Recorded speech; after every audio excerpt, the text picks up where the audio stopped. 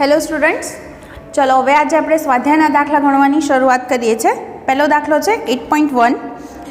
આકૃતિમાં દરેકની ત્રિજ્યા 12 સેન્ટીમીટર હોય તેવી બે વર્તુળાકાર પ્લેટથી બનેલું એક કેપેસિટર દર્શાવ્યું છે. બે પ્લેટ વચ્ચેનું અંતર 5 મિલીમીટર છે. બાહ્ય ઉદ્ગમ આકૃતિમાં નથી દર્શાવ્યું પણ છે. એના વડે કેપેસિટરને વિદ્યુતભારિત કરવામાં આવે છે. તેને વિદ્યુતભારિત કરતો પ્રવાહ 0.15 એમ્પિયર જેટલો અચળ રહે છે. તો પહેલો પ્રશ્ન છે કે કેપેસિટન્સ અને બે પ્લેટ વચ્ચે સ્થિતિમાનના તફાવતનો દર શોધો. પછી પ્લેટ વચ્ચે સ્થાનાંતર પ્રવાહ ગણો અને પછી કહે છે શું કિર્ચોફના પ્રથમ નિયમ જે છે એ સંધારકની દરેક પ્લેટ માટે સાચો હશે? આવું આપણને પૂછેલું છે. ચલો વન બાય વન દરેક વસ્તુ આપણે લખતા જઈએ કે દરેક પ્લેટ છે એ દરેક પ્લેટની ત્રિજ્યા જે છે એને હું આર વડે દર્શાવું તો એ મને આપી છે 12 સેન્ટીમીટર, મતલબ કે 0.12 મીટર લખી શકાય. પછી શું આપે છે કે બે પ્લેટ વચ્ચેનું ડિસ્ટન્સ, તો એ ડિસ્ટન્સ મને શું આપે છે 5 મિલીમીટર, એટલે કે 5 × 10⁻³ મીટર. પછી એને વિદ્યુતભારિત કરવામાં આવે છે તો પ્રવાહ જે છે એ પ્રવાહની વેલ્યુ મને આપે છે 0.15 એમ્પિયર. તો આ બહારની સ્થિતિમાં વહેતો પ્રવાહ છે એટલે એના કન્ડક્શન કરંટ કહીશું. ઓકે, વિદ્યુતભારિત કરતો પ્રવાહ છે એટલે પરિપથમાંથી વહેતો પ્રવાહ જેને આપણે કન્ડક્શન કરંટ આઈસી કહીએ છીએ. પહેલું શોધવાનું કહે છે કેપેસિટન્સ. ચલો પહેલું હું કહું કે કેપેસિટન્સ શોધવું હોય તો શું સૂત્ર છે? કેપેસિટરનું કેપેસિટન્સ C બરાબર કયું સૂત્ર લેશો? ε0 A/d. એ એટલે ક્ષેત્રફળ, હે ને, વર્તુળાકાર પ્લેટ છે એટલે ક્ષેત્રફળ πr² લખી દઉં અપોન d. ε0 ની વેલ્યુ 8.85 × 10⁻12, પાઈ એટલે 3.14, r જે છે એની વેલ્યુ છે 0.12, એનો સ્ક્વેર કરશું અપોન d છે 5 × 10⁻³ તમે ગણતરી કરો લગભગ તમારો જવાબ આવશે 80 પિકોફેરેડે. ઓકે, સાથે સાથે કે છે બે પ્લેટ વચ્ચે સ્થિતિમાનના તફાવતનો દર એટલે સ્થિતિમાનમાં થતો ફેરફાર શોધવાનો કીધો છે. તો જુઓ કેપેસિટર માટે તમે આવું એક સૂત્ર ભણ્યા છો, C = Q/V, યાદ હશે. તો આના પરથી જો હું લખું તો આવું લખી શકાય Q = CV. તો હવે ફેરફાર કરવો છે એનો અર્થ એવો થાય કે આપણે શું કરવું પડશે? આનું વિકલન કરશો તો આવું લખાય dQ/dt બરાબર C જે છે એ કેપેસિટન્સ છે. કેપેસિટરનું કેપેસિટન્સ હંમેશા કેવું હોય? અચળ, હે ને. અહીંયા આગળ બે પ્લેટની વચ્ચે આપણે કોઈ ડાઇલેક્ટ્રિક કે કશું જ મૂક્યું નથી એટલે કેપેસિટન્સ બદલાશે નહીં. એટલે C અચળ છે એટલે C ને હું એમ જ રાખીશ. એટલે ઇન્ટુ શું લખશું? dV/dt. તો મારે dV/dt શોધવો છે તો હું એને સૂત્રનો કરતા કરું તો શું થાય? 1/c અને dQ/dt એટલે શું થાય? પ્રવાહ છે તો I. તો અહીંયા આગળ I/c કરશું. I ની વેલ્યુ આપણી પાસે 0.15 છે અને કેપેસિટન્સ છે એ આપણે ઓલરેડી શોધી ચૂક્યા છે 80 પિકોફેરેડે, એટલે 80 × 10⁻12. ચલો ગણી નાખો ને શું જવાબ આવે છે. તમારો જે જવાબ છે એ આવવો જોઈએ 1.875 × 10⁹. 1.875 × 10⁹ પ્લસ થઈ જશે ને વોલ્ટ પર સેકન્ડ. તો આ મને ફેરફારનો દર મળી ગયો. બહુ જ સિમ્પલ ગણતરી હતી, જવાબ આ રીતે મળી જશે. ચલો પછી કહે છે બે પ્લેટ વચ્ચે સ્થાનાંતર પ્રવાહ ગણો. ચલો હવે શું શોધવું છે આપણે? સ્થાનાંતર પ્રવાહ. તો ચલો બીજી વસ્તુ શોધશું. ક્વેશ્ચન બી એ છે સ્થાનાંતર પ્રવાહ. યાદ કરો તો શું સૂત્ર હતું? સ્થાનાંતર પ્રવાહ ID થી દર્શાવીએ છીએ. તો ID બરાબર શું સૂત્ર લખ્યું હતું? ε0 × ∇ϕE/∇t. ઓકે, જેની અંદર ફ્લક્સ ફાઈ બરાબર શું સૂત્ર છે? E × A, હે ને. તો લખશું E × A/∇t. ચલો બે પ્લેટની વચ્ચે, કેપેસિટરની બે પ્લેટની વચ્ચે શું વિદ્યુત ક્ષેત્ર હોય? E ની કિંમત મૂકું તો E બરાબર σ/ε0. સિગ્મા બરાબર ફરી પાછા શું છે? સિગ્મા એટલે Q/A. તો લખી શકાય Q/A. તો અહીંયા જુઓ પાછા A અને અહીંયા કેન્સલ થશે, ε0 અને ε0 કેન્સલ, અને ∇Q/∇t એટલે શું થયો? પ્રવાહ થયો. જે કયો પ્રવાહ છે? અહીંયા કન્ડક્શન કરંટ, જેને હું IC થી અહીંયા આગળ દર્શાવું છું. આને હું સ્મોલ IC લખી દઉં. તો અહીંયા આગળ જે છે આપણને અહીંયા આગળ એનો અર્થ એવો થયો કે જે સ્થાનાંતર પ્રવાહ છે એટલો જ આપણને કયો પ્રવાહ મળે છે? અહીંયા આગળ કન્ડક્શન કરંટ. બંને જે છે એ સમાન જ છે એમ કહી શકાય. ઓકે, તો આ સેકન્ડ આન્સર. થર્ડની અંદર શું કહે છે? હા, કેપેસિટરની બે પ્લેટ વચ્ચે કિર્ચોફનો પહેલો નિયમ જે છે એ જળવાય છે. યાદ કરો, કિર્ચોફનો પહેલો નિયમ એટલે વિદ્યુતભાર સંરક્ષણનો નિયમ છે, તો જળવાય છે. કારણ કે તમે જુઓ કે અહીંયા આગળથી જેટલો વિદ્યુતભાર નીકળશે પછીની પ્લેટમાં, અહીંયા જેટલી ધન હોય પછીની પ્લેટ એટલી જ ઋણ હોય છે, હે ને? એટલે ત્યાં આગળ વિદ્યુતભાર જે છે એ અચળ રહેશે. એટલે કે કહી શકીએ આપણે કે અહીંયા આગળ પ્રથમ નિયમ જે છે એ જળવાય છે. તમે જોયું અહીંયા આઈસી અને આઈડી આપણને સરખા જ મળે છે, હે ને? એટલા માટે આપણે આ વસ્તુ કહી શકીએ. એટલે જેટલો અહીંયા કન્ડક્શન કરંટ દાખલ થયો છે એટલો જ ડિસ્પ્લેસમેન્ટ કરંટ બે પ્લેટની વચ્ચે મળે છે, માટે આવું લખી શકાય. ચલો હવે સેકન્ડ ક્વેશ્ચન, જેની અંદર કહે છે કે દરેકની ત્રિજ્યા કેપિટલ R બરાબર 6 સેન્ટીમીટર છે એવી વર્તુળાકાર પ્લેટનું બનેલું એક સમાંતર પ્લેટ કેપેસિટર આકૃતિમાં બતાવ્યું છે, જેનું કેપેસિટન્સ 100 પિકો ફેરેડે છે. આ સંધારક 230 વોલ્ટ એસી ઉદ્ગમ સાથે જોડેલ છે, જેની કોણીય આવૃત્તિ ઓમેગા પણ આપી છે 300 રેડિયન પર સેકન્ડ. પહેલું કે છે વહન પ્રવાહનું આરએમએસ મૂલ્ય કેટલું, પછી શું વહન પ્રવાહ અને સ્થાનાંતર પ્રવાહ સમાન હશે, અને ત્રીજું પ્લેટની વચ્ચે અક્ષથી 3 સેન્ટીમીટર અંતરે આવેલા બિંદુ આગળ ચુંબકીય ક્ષેત્રનો કંપ વિસ્તાર શોધો. કંપ વિસ્તાર એટલે B0 કહીએ આપણે એને, હે ને? તો એ આપણને શોધવાનો કીધેલો છે. તો જુઓ અહીંયા આગળ પહેલી મને માહિતી આપી છે એ પ્રમાણે R આપ્યો છે 6 સેન્ટીમીટર, પછી શું કહે છે કેપેસિટન્સ આપ્યું છે મને 100 પિકો ફેરેડે, પછી વોલ્ટેજ 230 વોલ્ટ લાગુ પાડ્યા છે, ઓમેગા આપે છે 300 રેડિયન પર સેકન્ડ. પહેલું શું શોધવાનું કહે છે? વહન પ્રવાહ, કન્ડક્શન કરંટનું આરએમએસ મૂલ્ય. તો કન્ડક્શન કરંટનું આરએમએસ મૂલ્ય એટલે હું એને IRMS કહીશ. તમે જાણો છો I ઇઝ ઇક્વલ ટુ શું સૂત્ર છે? V/R, હે ને? તો V/R, R એટલે અહીંયા આગળ જે છે કેપેસિટર છે, એટલે કેપેસિટરનું જે હોય એ આપણે લખશું. કેપેસિટરનો અવરોધ એટલે આપણે એને શેનાથી દર્શાવીએ છીએ? ઇમ્પિડન્સ XC થી દર્શાવીએ છીએ, અને જેનું સૂત્ર શું છે? 1/ωc. તો અહીંયા આગળ જે છે હું આની કિંમત મૂકી દઉં તો શું થાય? ωc × V થશે.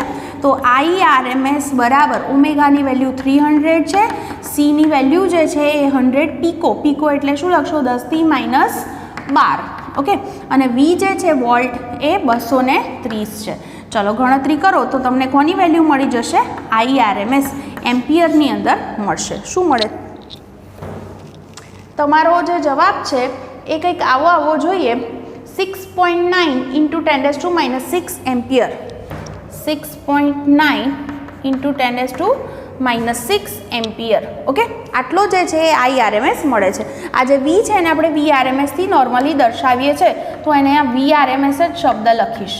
ઓકે, ચલો પહેલો જવાબ મળી ગયો. હવે બીજો પ્રશ્ન શું પૂછ્યો તો જુઓ ને, બીજામાં કે છે શું વહન પ્રવાહ અને સ્થાનાંતર પ્રવાહ સમાન હશે? હા, જો તમે જવાબની અંદર લખી શકશો ત્યાં આગળ કે વહન પ્રવાહ અને જે સ્થાનાંતર પ્રવાહ છે સમાન હશે, કે જ્યારે સમય સાથે આપણે જોયું કે બે પ્લેટની વચ્ચેના વિસ્તારની અંદર શું થાય છે? સમય સાથે જે છે વિદ્યુત ક્ષેત્ર બદલાતું હોય છે, એટલે માટે લખી શકાય કે સ્થાનાંતર પ્રવાહ અને વહન પ્રવાહ જે છે એ સમાન મળશે. આપણે અગાઉના દાખલામાં પણ આ વસ્તુ સાબિત કરી ચૂક્યા છે. પછી સી ક્વેશ્ચન, પ્લેટની વચ્ચેના અક્ષથી 3 સેન્ટીમીટર અંતરે, એટલે અહીંયા આગળ હું લખું 3 સેન્ટીમીટર અંતર, એટલે પહેલી પ્લેટ છે, આ બીજી પ્લેટ છે, બે પ્લેટની વચ્ચેનો વિસ્તાર કીધો છે, જ્યાં આગળ 3 સેન્ટીમીટર અંતર કીધું છે, એટલે અહીંયા આગળ. ઓકે, તો 3 સેન્ટીમીટર અંતરે શું કહે છે તમને? જે બિંદુ છે ત્યાં આગળ તમારે શું શોધવું છે? અહીંયા આગળ ચુંબકીય ક્ષેત્ર. તો અહીંયા આગળ જો હું આવું વિચારું, અહીંયા આગળ આટલો જે ભાગ છે એના માટે સમજો ખાસ. અહીંયા આગળ જો તમે આવું વિચારો કે અહીંયા ચુંબકીય ક્ષેત્ર ધારો કે P બિંદુ પાસે શોધવું છે, કયા અંતરે? તો મને સ્મોલ r બરાબર કેટલું અંતર કીધું છે? 3 સેન્ટીમીટર અંતરે. હવે જુઓ, આપણે આગળના દાખલામાં પણ જોયું કે કિર્ચોફનો પહેલો નિયમ જળવાય છે, હે ને? એટલે અહીંયા આગળ જે છે જેટલો અહીંયા આગળથી પ્રવાહ દાખલ થશે એટલો જ અહીંથી બહાર આવવાનો છે. ઓકે, કન્ડક્શન કરંટ અને ડિસ્પ્લેસમેન્ટ કરંટ એટલે વહન પ્રવાહ અને સ્થાનાંતર પ્રવાહ આપણને કેવા મળ્યા? સરખા મળે છે એમ કહેવાય. તો અહીંયા આગળથી હું કહી શકું કે અહીંયા આગળ બે પ્લેટની વચ્ચેના વિસ્તારમાં પ્રવાહ ઘનતા સમાન હશે, હે ને? તો અહીંયા આગળ લખી દઉં કે અહીં પ્રવાહ ઘનતા કેવી છે? અચળ છે, અચળ છે પ્રવાહ ઘનતા એટલે યાદ કરો J બરાબર I/A, હે ને?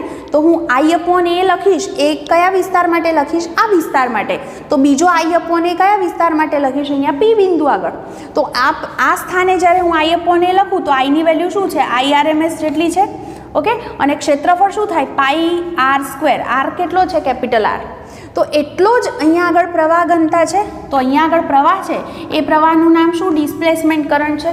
બે પ્લેટની વચ્ચે કયો પ્રવાહ હોય? સ્થાનાંતર પ્રવાહ. એટલે મેં એનું નામ શું લખ્યું છે? ID, okay. અપોન શું લખી શકાય? કેટલી એની ત્રિજ્યા છે? કયા અંતરે શોધવું છે? Small r. એટલે πr² થશે. તો હું આમાંથી જો ID ને સૂત્રનો કરતા કરી દઉં તો ID બરાબર શું થાય? પાઈ અને પાઈ કેન્સલ થઈ જશે. એટલે I/RMS ઇન્ટુ અહીંયા સ્મોલ r ઉપર જશે, કેપિટલ R નીચે આવશે, ઇન્ટુ સ્ક્વેર. આવો જવાબ થયો. તો મને અહીંયા આગળ ડિસ્પ્લેસમેન્ટ કરંટની વેલ્યુ આટલી મળી ગઈ, ઓકે. હવે જુઓ, મારે શું શોધવું છે? ચુંબકીય ક્ષેત્ર. તો P પાસે જો ચુંબકીય ક્ષેત્ર શોધવું હોય તો એમ્પિયર સર્કિટલ નિયમ યાદ કરો.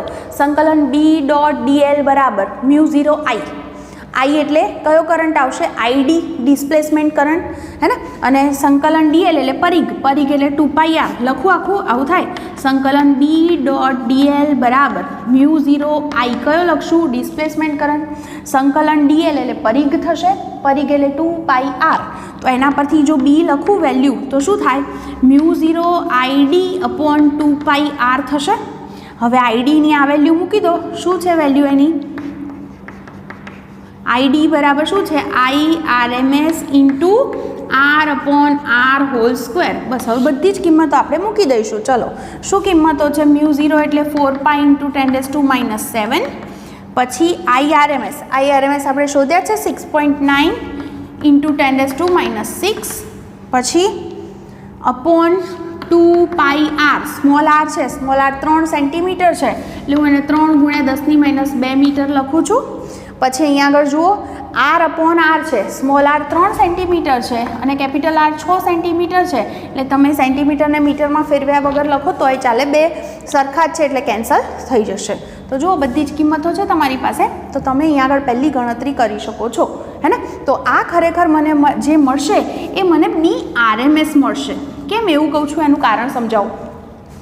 આપણે જાણીએ છીએ બે પ્લેટની વચ્ચેના વિસ્તારમાં શું થાય છે? સતત ફેરફાર થાય છે, હે ને? આપણે વિદ્યુત ચુંબકીય જ્યારે તરંગોની વાત કરી હતી ત્યારે પણ વાત કરી હતી કે સતત જ્યારે ફેરફાર થતો હોય ત્યારે આપણે કોઈ પણ વસ્તુની કેવી કિંમત લેવી પડે? RMS કિંમત લેવી પડે. એટલે અહીંયા આગળ મેં એને B/RMS થી દર્શાવ્યા છે. હવે આ બધી ગણતરી કરી નાખો તો તમને RMS વેલ્યુ શું મળે છે તો એ જુઓ. ઓબ્વિયસલી I ની વેલ્યુ I/RMS હોય તો B પણ મને RMS વેલ્યુ જ આપશે. 115 × 10⁻13. 115 × 10⁻13 ટેસ્લા આટલી મળશે. તો હવે મારે B0 શોધવી છે, મહત્તમ વેલ્યુ. શું થાય? √2 × B/RMS થશે. તો આને √2 થી ગુણી દો. કોને? 115 × 10⁻13 ને. ચલો કરો તો ગુણાકાર. શું જવાબ આવે છે?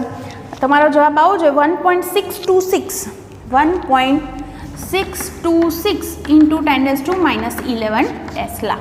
તો આ રીતે જે છે એ આપણે મહત્તમ જે કંપ વિસ્તાર છે જે આપણને શોધવાનો કીધો તો, બરાબર? તો એ આપણને આ રીતે મળી જશે. ક્લિયર? ચલો હવે ત્રીજો દાખલો સમજો. 10⁻10 મીટર તરંગ લંબાઈવાળા એક્સરેઝ, 6800 એંગસ્ટ્રોમ તરંગ લંબાઈવાળા રાતો પ્રકાશ એટલે પારરક્ત, બરાબર? અને 500 મીટર તરંગ લંબાઈવાળા રેડિયો તરંગો માટે કઈ ભૌતિક રાશિ સમાન હોય? યાદ કરો, આપણે શું કીધું? આ બધા જ તરંગો કયા તરંગો છે? વિદ્યુત ચુંબકીય તરંગો છે. અને વિદ્યુત ચુંબકીય તરંગોનો શૂન્ય અવકાશમાં વેગ કેટલો હોય?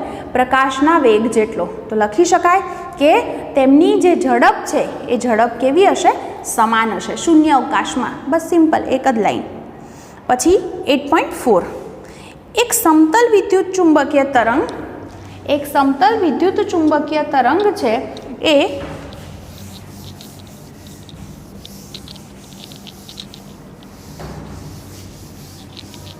જુઓ, એક સમતલ વિદ્યુત ચુંબકીય તરંગ z દિશામાં શૂન્યાવકાશમાં ગતિ કરે છે. એટલે તરંગ પ્રસરણની દિશા z દિશા કીધી. વિદ્યુત ક્ષેત્ર અને ચુંબકીય ક્ષેત્ર સદિશો માટે તમે શું કહેશો? જો તરંગની આવૃત્તિ 30 મેગાહર્ટ્ઝ હોય તો તરંગ લંબાઈ કેટલી હશે? યાદ કરો, આપણે ભણી ગયા છે કે તરંગ પ્રસરણની દિશા હંમેશા શેના પરથી નક્કી થાય? આવું લખીએ છીએ E ક્રોસ B બરાબર C ઉપરથી, હે ને? તો અહીંયા આગળ તમને કહી દીધું છે કે તરંગ Z દિશામાં પ્રસરે છે. Z દિશા એટલે પરિણામી જવાબ તમને શું જોઈએ છે? K કેરેટ, હે ને? આવું જોઈએ છે. તો અહીંયા આગળ હું કોનો ગુણાકાર કરું તો પ્લસ કે જવાબ આવી શકે? તો તમે જાણો છો કે I ક્રોસ J કરો તો K મળે.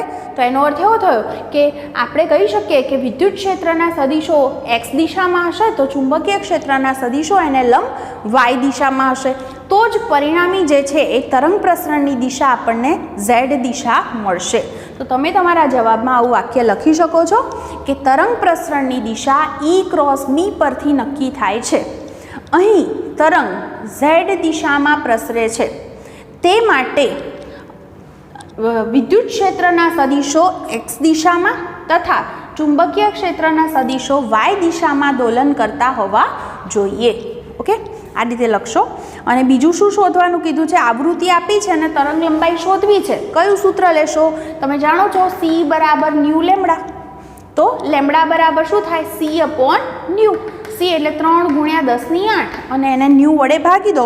ન્યુ કેટલા છે? 30 મેગાહર્ટ્ઝ. 30 મેગાહર્ટ્ઝ એટલે 30 ગુણ્યા 10⁶, હે ને? એટલે અથવા તો 3 ગુણ્યા 10�7 લખી શકાય. તો અહીંયા આગળથી તમારો જવાબ શું આવશે? 10 મીટર. બરાબર. તો આ શું મળી ગઈ? એની તરંગ લંબાઈ. બહુ જ સિમ્પલ હતો. આ રીતે તમે એને ગણી શકો છો. ક્લિયર? ચલો હવે 8.5 જુઓ.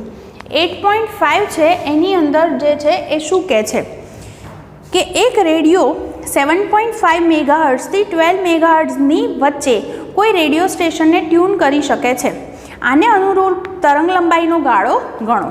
જુઓ, અહીંયા આગળ જે છે તમને ઓછામાં ઓછી જે છે એ આવૃત્તિ એટલે ન્યૂ મિનિમમ લખું હું એને તો મને આપી છે 7.5 મેગાહર્ટ્ઝ અને ન્યૂ મેક્સિમમ કેટલો ગાળો કીધો છે? એ છે 12 મેગાહર્ટ્ઝ.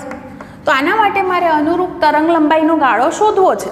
હમણાં જ આપણે થોડીક વાર પહેલાં જ વાત કરી, મારી પાસે શું સૂત્ર છે? C બરાબર ન્યુ લેમડા. એટલે કે આના પરથી શું લખી શકાય? લેમડા બરાબર C અપોન ન્યુ. તો આના પરથી એવું લખશું કે જુઓ, જેનો ન્યૂ મેક્સિમમ એનો લેમડા મિનિમમ મળે. ન્યૂ મેક્સિમમ ત્યારે લેમડા કેવો હોય? વ્યસ્ત છે એટલા માટે મિનિમમ. અને ન્યૂ મિનિમમ હોય ત્યારે લેમડા કેવો મળે? મને મેક્સિમમ મળે. ખ્યાલ આવે છે આટલી વસ્તુ? તો હવે જુઓ, હું કિંમતો મૂકું તો પહેલી જો કિંમત આપણે ન્યૂ જે છે એ મેક્સિમમ મૂકી દઈએ તો મને લેમડા મિનિમમ મળે. ચલો, તો હવે લેમડા મિનિમમ શોધવો હોય તો શું સૂત્ર લખશું? C અપોન ન્યૂ કેવો લેવો પડે મારે? મેક્સિમમ. ઉલટું. ઓકે, C જે છે એની વેલ્યુ તો તમે જાણો છો 3 ગુણ્યા 10⁸ અને ન્યૂ મેક્સિમમ છે એ છે 12 મેગા. મેગા એટલે શું લખશો? 10⁶, હે ને? તો તમે અહીંયા આગળ ભાગાકાર કરી દો. તમારો જે જવાબ છે એ લગભગ શું આવશે? 25 આવશે કે નહીં? બરાબર, 25 સેન્ટીમીટર. ઓકે, ચલો હવે નેક્સ્ટ બીજો જે છે એ શું આપે? 25 મીટર આવે. હા, સોરી. બીજો જે છે એ બીજો હવે લેમડા શું શોધશો? મેક્સિમમ. લેમડા મેક્સિમમ જોઈતો હોય તો C અપોન ન્યૂ કેવો લેવાનો મારે? મિનિમમ. એટલે 3 ગુણ્યા 10⁸ અને ન્યૂ મિનિમમ છે એની વેલ્યુ શું છે? 7.5 મેગા. મેગા એટલે શું થશે? 10⁶.